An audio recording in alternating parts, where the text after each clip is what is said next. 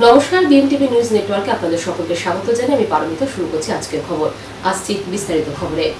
মালদার শাহপুর ভারত সেবাশ্রম সঙ্গে সাড়ম্বরে পালিত হচ্ছে বাসন্তী উৎসব। আজ মহাষ্টমী, কাল মহানবমী, সে উপলক্ষে রাত্রিবেলা আয়োজন করা হয়েছে মহাযজ্ঞের। মালদার শাহপুর এলাকায় ভারত সেবাশ্রমের 4 দিন ব্যাপী চলবে বাসন্তী পুজো। আজ মহাষ্টমী, বুধবার রয়েছে রামনবমী। সেই দিন রাত্রিবেলায় মহাযজ্ঞের আয়োজন করা হয়েছে।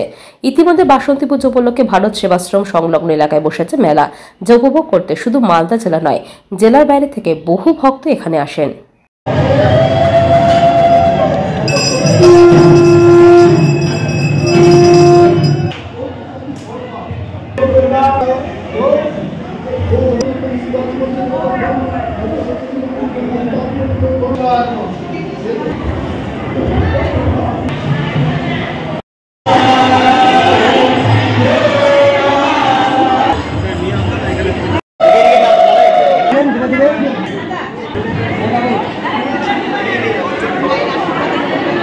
প্রতি বছরের মতো এবছরও আর কি যেভাবে আমাদের বাসন্তী পূজা শুরু হয় তা গত ষষ্ঠী থেকে শুরু হয়ে গেছে। গত ষষ্ঠী মনে হচ্ছে 14 তারিখ, 14 এপ্রিল।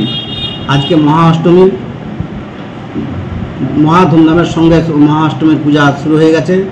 আজকেও প্রায় আমাদের এখানে অন্তত প্রায় 10-12 হাজার লোক আর কি যারা ভক্ত যারা তারা প্রসাদ নেবে। আর আগামীকাল হচ্ছে নবমী।